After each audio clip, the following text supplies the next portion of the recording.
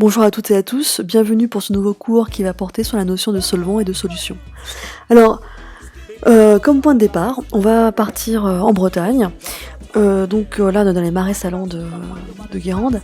Donc un œil novice verrait du sel, les petits tas de sel, et puis donc des marais salants. Mais la chimiste ou le chimiste que vous êtes, vous voyez bien plus que ça, puisque bien sûr vous voyez des solides ioniques de chlorure de sodium pour les petits A, et puis des solutions ioniques de chlorure de sodium pour à ces différents endroits.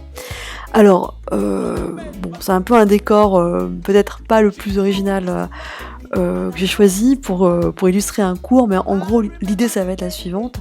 Ça va être de voir comment on peut faire pour extraire un soluté qui est en solution, typiquement comment on fait pour extraire par exemple du sel dans l'eau. Mais aussi, qu'est-ce qui se passe quand on fait une dissolution à l'échelle microscopique, donc on avait déjà vu la notion de dissolution en classe de seconde, mais là on va essayer de modéliser la dissolution à l'échelle microscopique, en particulier la dissolution des solides ioniques. Et puis on terminera ce cours par une troisième vidéo sur la notion de concentration molaire effective ou réelle, ce sont des synonymes. En fait, c'est ce qu'on verra, ça correspond à la concentration molaire des ions en solution.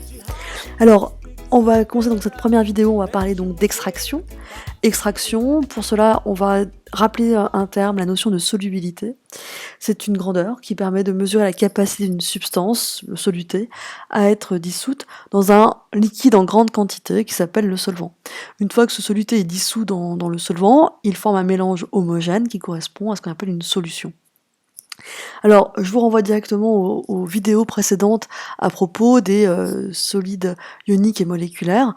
En fait, quel solvant on va choisir ? En fait, ça dépend un peu du soluté. Si le soluté est une espèce polaire ou ionique, on va préférer un solvant polaire, car cette espèce y est très soluble. Si maintenant on a un soluté, peu polaire ou apolaire, eh bien on va préférer un solvant lui-même apolaire. Donc souvent dans la littérature on trouve l'expression qui se ressemble s'assemble pour retenir donc le contenu de ces deux post-it. Alors, extraction, vous devez savoir que c'est une technique qui est très souvent utilisée dans le monde de la chimie, et je vous propose de faire le focus sur une technique d'extraction. Il y en a plein. L'une d'entre elles, ce qu'on appelle l'extraction liquide-liquide, ou encore extraction par solvant, ce sont des synonymes. Alors cette technique, on l'a déjà rencontrée en classe de seconde, sauf que cette fois, on va essayer de comprendre le choix des solvants et on va rappeler un petit peu ce qui se passe. Donc pour mémoire, je vous rappelle qu'il s'agit d'extraire une espèce chimique qui est initialement présente dans un liquide, dans un solvant, et soit ce solvant ne contient que cette espèce-là, mais on ne veut, nous, que l'espèce chimique et pas le solvant, donc on va chercher à extraire l'espèce chimique, soit alors, le solvant contient plein d'espèces chimiques, dont une espèce chimique qui nous intéresse, et donc on va vouloir l'extraire de ce solvant initial. Et l'astuce va consister, donc là on a notre solvant dans lequel donc il y a l'espèce chimique qui nous intéresse, et l'astuce va consister à présenter à l'espèce chimique un autre solvant, une autre phase liquide qui va être qualifiée de solvant extracteur, et on va essayer de faire passer cette espèce chimique de son solvant initial vers le nouveau solvant, le solvant extracteur, qui sera lui très facile après à séparer de l'espèce chimique. Donc pour cela, tout va être fondé sur une propriété particulière, vous l'avez compris, ce sera la différence de solubilité. On peut parler d'affinité, mais il est préférable d'employer le bon terme. C'est la différence de solubilité du soluté entre les deux solvants. En fait, le solvant extracteur qu'on va présenter à l'espèce chimique, l'espèce chimique aura une plus grande solubilité dans ce solvant extracteur que dans son solvant initial. Donc finalement, il aura le choix entre, j'ai envie de dire, deux solvants, dont l'un pour qui il aura une plus grande solubilité, une plus grande, entre guillemets, affinité. Donc on comprend que l'espèce chimique son transfert sera donc favorisé pour aller vers le solvant extracteur. Alors, quelles sont les conditions à respecter pour réaliser une extraction liquide-liquide ? Vous l'avez compris, d'abord il faut que les deux solvants soient non miscibles. S'ils le sont, c'est un petit peu ennuyeux, on ne pourra pas extraire l'espèce chimique. Ensuite, il faut que ces deux solvants présentent des densités différentes. Ça aura son importance par la suite, comme on le verra dans la diapositive suivante, ce sera pour pouvoir séparer facilement les deux solvants et donc d'isoler à terme l'espèce chimique qui nous intéresse. Ça, vous l'avez compris, hein, le deuxième critère, il faut que le soluté à extraire présente une plus grande solubilité dans le solvant extracteur que dans son solvant initial de départ. Et enfin, il faut s'assurer qu'il n'y a pas de réaction chimique entre tous les acteurs qui prennent part à l'extraction. Alors, concrètement, comment on opère? Eh bien, on utilise une verrie que vous avez déjà rencontrée en classe de seconde, ce qu'on appelle l'ampoule à décanter. Ici, on a mis donc deux phases non miscibles et on va supposer que l'espèce chimique à extraire se trouve dans une phase aqueuse qui est plus dense que le solvant extracteur qu'on a choisi. Donc vous l'avez compris, hein, le choix du solvant extracteur va être directement lié à la nature de l'espèce chimique qu'on souhaite extraire. Si on souhaite extraire une espèce chimique polaire ou ionique, eh bien on va préférer un solvant extracteur polaire. Et puis si on a une espèce chimique à extraire peu polaire ou apolaire, eh bien on va préférer un solvant extracteur apolaire. Alors en général, les solvants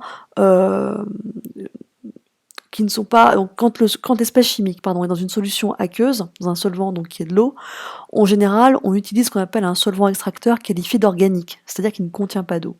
Et en général, les solvants organiques sont moins denses que l'eau. Je dis bien en général parce que bien sûr il y a toujours des contre-exemples, comme par exemple les solvants organiques chlorés qui contiennent l'élément chlore. Dans ce cas-là, bien sûr, ils sont plus denses que la phase aqueuse. Donc là, on va faire simple, on va supposer que le solvant extracteur est moins dense, il occupe donc la place de la phase supérieure, et que l'espèce chimique est présente dans une solution aqueuse qui occupe donc la phase inférieure, ici sur le schéma. Donc, pour transvaser vos liquides, on utilise un entonnoir en verre, hein, l'entonnoir en plastique étant réservé pour les poudres. On bouche, on agite, on n'oublie pas de dégazer régulièrement. Donc là, je vous renvoie directement soit aux fiches, aux fiches de manipulation à la fin de votre livre, ou sur internet, ou à des vidéos qui expliquent comment on fait l'extraction liquide-liquide. Vous, après avoir secoué sans oublier d'avoir dégazé entre deux agitations, on laisse décanter l'ampoule sur son support. Donc là, en fait, qu'est-ce qu'on a fait? Quand on a agité, on a forcé deux liquides qui ne se mélangent pas, on les a forcés à se mélanger.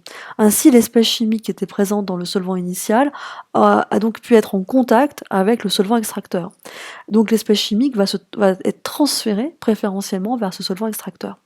Donc là, on verra lors de la décantation donc, que les deux liquides vont reprendre leur place respective, et donc il suffira de prendre deux récipients type bécher ou comme ici sur la photo Erlenmeyer pour récupérer les deux phases séparées. La phase inférieure dans notre exemple ne nous intéresse pas. La phase supérieure au contraire, elle contient le solvant extracteur et l'espèce chimique à extraire. Donc en général, le solvant extracteur il peut être très volatile, donc il suffit de laisser, de l'évaporer et on récupère ainsi l'espèce chimique qui nous intéresse, souvent sous forme solide. Typiquement, c'est un petit peu comme quand on va à la mer, hein. On a notre maillot de bain mouillé d'eau de mer, et si on laisse le maillot de bain sécher au soleil, eh bien l'eau s'évapore et il reste donc le sel sur le maillot de bain. Ben là, c'est un petit peu en gros le même principe. Alors ça, c'était pour la technique d'extraction, mais ce qui sera très intéressant de se demander, c'est qu'est-ce qui se passe, j'ai envie de dire en amont, quand on dissout un soluté dans un solvant. Qu'est-ce qui se passe à l'échelle microscopique? Et ça, vous l'avez compris, ce sera l'objet de la deuxième vidéo. Je vous dis donc à bientôt.